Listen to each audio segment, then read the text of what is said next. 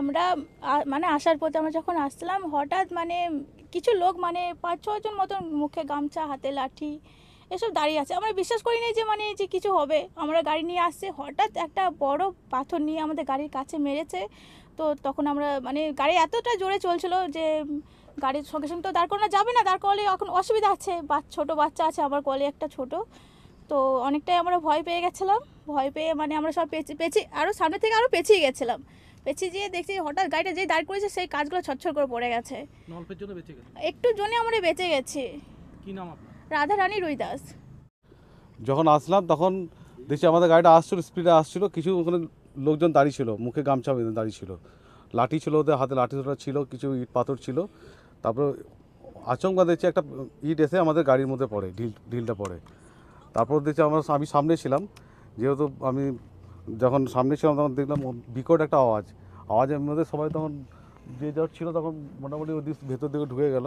ঠিক আছে, যখন সামনে ছিলাম বলে আমার হাতে লেগেছে। আর একটা বাচ্চা ছেলে ছিল ওর মহিলাটার, হ্যাঁ, ও যদি লেগে তো আরও বিপজ্জনক হতো, তখন আমার জবাব দিতে একদম তৃণমূলের লোকরা ছিল। হ্যাঁ, এই বাচ্চা ছেলেটা যদি পেয়ে যেত তাহলে আরও বিপজ্জনক হতো। যাই হোক, আমাদের ভাগ্যিস ভালো পাইনি। আমার নাম হচ্ছে সিদ্ধান্ত পাল, জানেন। দেখুন, সমস্ত জিনিসটাই সাজানো।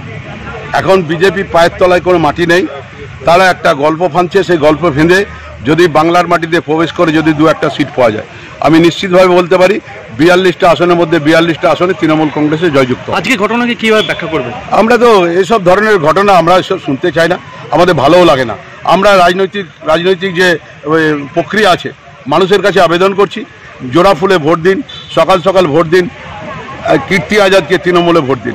এছাড়া আমরা বাইরে কিছু জানি। এটা কি কোনো নাটক একটা কি মনে হয়? একদম চক্রান্ত। এসব মার্ক্সবাদী কমিউনিস্ট পার্টি, বিজেপি, কংগ্রেস সবাই জগায় মাদায় সদাই, সবাই একত্রিত হয়ে তৃণমূলের জায়গাটা কী করে নড়বড়ে করা যায় তার চক্রান্ত করে এই জিনিসগুলো করছে। কি বলবেন? পশ্চিমবাংলার গলিতে গলিতে সন্দেশখালি, এটা আমরা শুধু বলছি না, প্রতিনিয়ত একই রকম খবর আসে। বর্ধমান, খাগড়াগড় আমরা দেখলাম, আমরা বীরভূমে দেখলাম বোম বিস্ফোট হতে, আমরা পুরো এলাকা মানে পুরো পশ্চিমবাংলা দেখলাম যে বোমের স্তূপের ওপর দাঁড়িয়েছে। মানে পশ্চিমবঙ্গ আজকে পুরোপুরি দ্বিতীয় কাশ্মীরের রূপ নিয়ে ফেলেছে। সুতরাং এখানে সন্ত্রাসবাদীদের আস্তাগড়ের পরিণত হয়েছে এবং তার নিদর্শন, চরমতম নিদর্শন হচ্ছে এই বাস ভাঙচুর করা। তার মানে এই পশ্চিমবঙ্গকে, শান্ত পশ্চিমবঙ্গ, স্বামী বিবেকানন্দ বিদ্যাসাগরের পশ্চিমবঙ্গকে আজকে তৃণমূলী জিহাদিদের, উন্মাদীদের পশ্চিমবঙ্গতে রূপায়িত করেছে।